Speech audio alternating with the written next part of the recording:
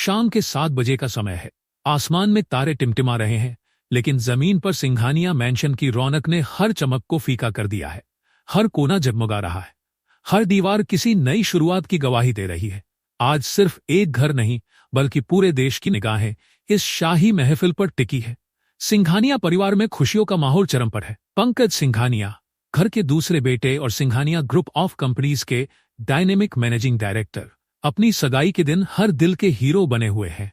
उनके चेहरे की चमक और चारों ओर छाए उत्सव ने माहौल को जादुई बना दिया है।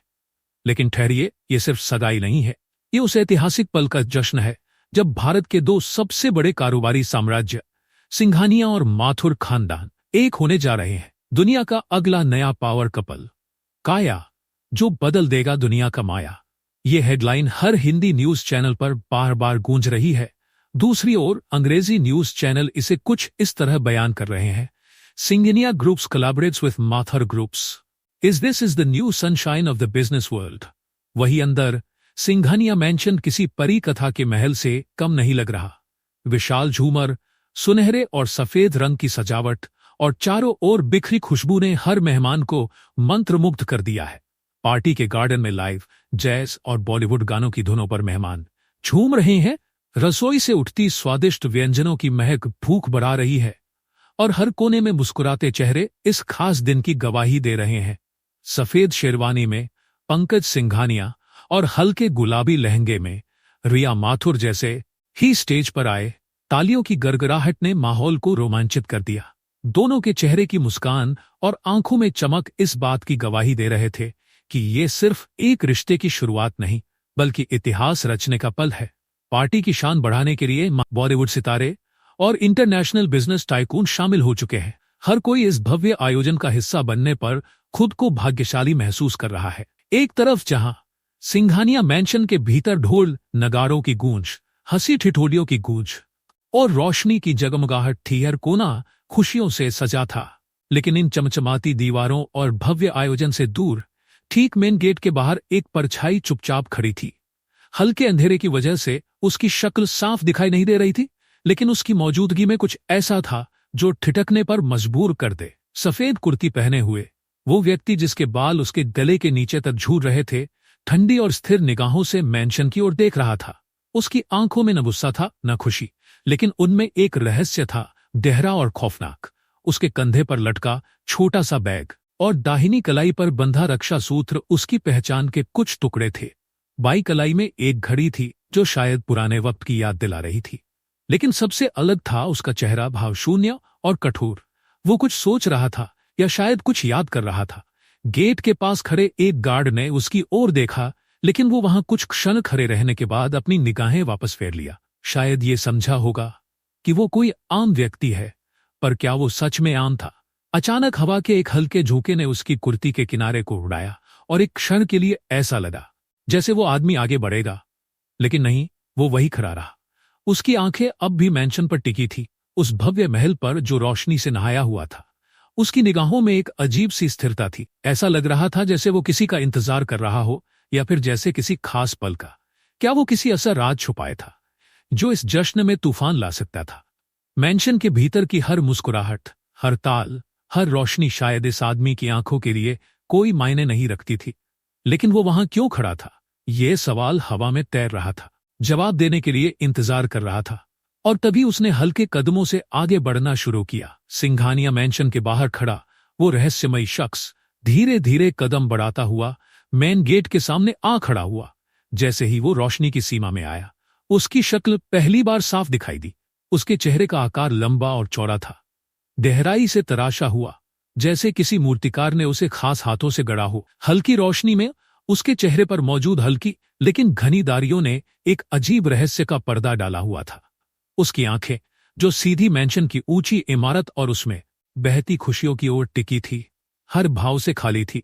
लेकिन उस खालीपन के पीछे एक गहरी बेचैनी थी जो कोई देखता तो महसूस कर सकता था। उसकी नाक की तीखी रेखाएं और हल्के से दबे हुए होठ एक कठोरता बयान कर रहे थे। लेकिन उसकी सबसे खास बात थी उसका अप्रत्याशित आकर्षण।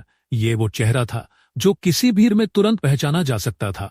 उसकी गालों की हल्की लकीरें उसके भावों को और भी जटिल बना रही थी। वो बस खड़ा रहा, बिना हिले डुले, उसकी निगाहें मेंशन की जगमगाहट पर टिकी थी। वहां अंदर हंसी, खुशी और जश्न का माहौल था, लेकिन वो जैसे उस रोशनी और उत्सव से अछूता था। ऐसा लग रहा था कि वो कुछ देख रहा है जो बाकी किसी को नजर नहीं आ रहा। अचानक उसके चेहरे की कठोरता में हलचल हुई। उसने एक गहरी सांस ली और अपने कंधे पर टंगे बैग को कसकर पकड़ लिया। उसकी आंखों में एक क्षण के लिए कुछ चमका। क्या वो दर्द था? क्या वो गुस्सा था? या फिर ये किसी लंबे इंतजार का अंत होने वाला था? मैंशन के गेट पर खड़ा गार्ड उसे देखने लगा, लेकिन उसने बिना किसी झिझक के अपनी जगह से एक कदम आगे बढ़ा लिया। सिंघानिया मैंशन के मेन गेट के सामने खड़ा ये रहस्यमयी शख्स कोई और नहीं बल्कि वीरांशु सिंघानिया था।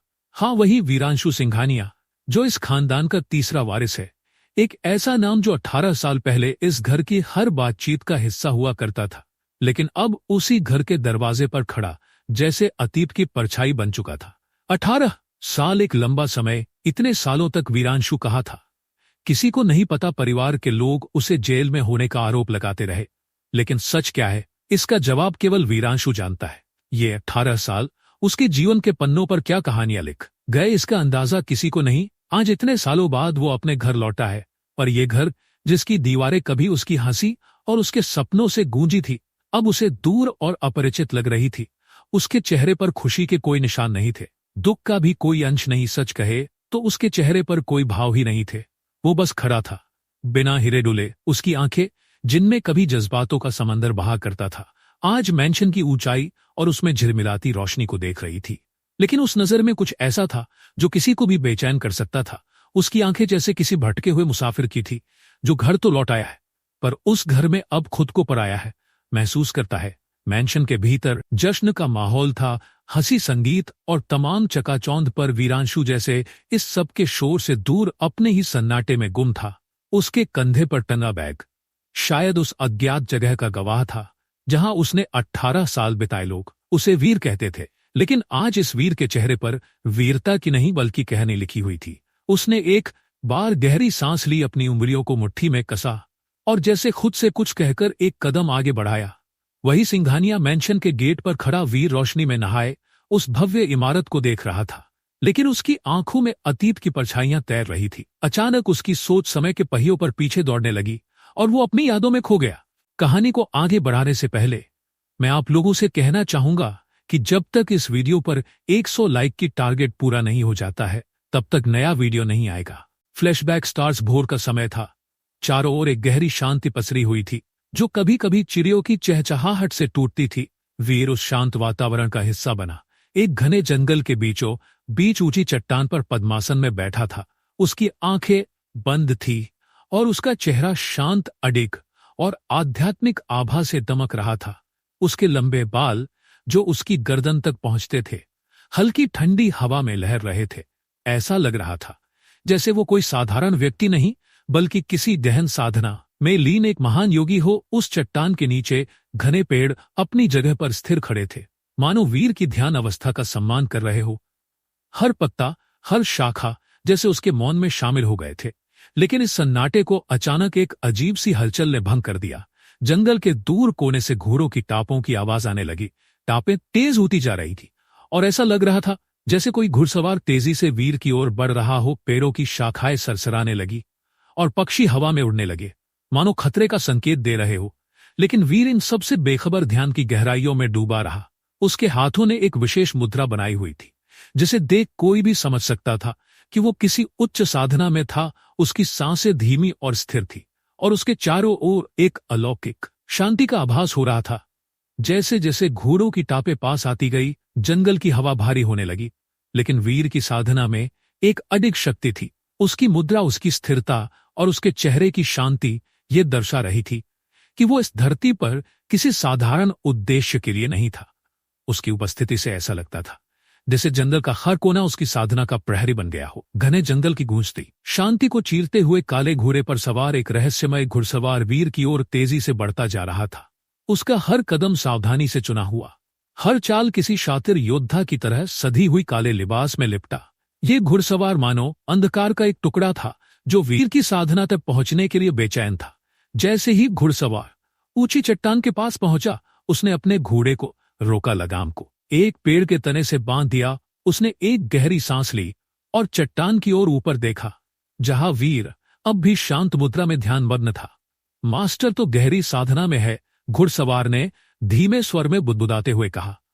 उसके स्वर में एक अजीब सा मिश्रण था, आदर और घबराहट का। वो आदमी थोड़ी देर वही खड़ा रहा, उसकी आंखों में एक उलझन भरी चमक थी। वो धीरे धीरे सिर खुजलाने लगा और अपने आप से बड़बड़ाया, अगर मास्टर को अभी नहीं ले गया तो ग्रैंड मास्टर मुझे कचूमर बना देंगे। इतना कहकर वो निराशा में अपने नाखून चबाने लगा। उसका चेहरा चिंता और असमंजस का जीवन चित्र बन गया था। वो फिर से अपने आप में बड़बड़ाया, क्या करूं, कुछ समझ नहीं आ रहा। एक तरफ खाई है तो दूसरी तरफ कुआं। उसकी ये स्थिति उसे और विचलित कर रही थी। वो कभी सिर खुजलाता, कभी गहरी सांसें लेता, तो कभी बेचैनी में इधर उधर चक्कर काटता। उसकी असहायता साफ झलक रही थी। लेकिन तभी उसकी आंखों में हल्की चमक आई, जैसे उसे कोई विचार सूझा हो। वो कुछ पल स्थिर खड़ा रहा, फिर धीरे धीरे वीर की ओर बढ़ने लगा। उसकी चाल अब धीमी परंतु सावधान थी।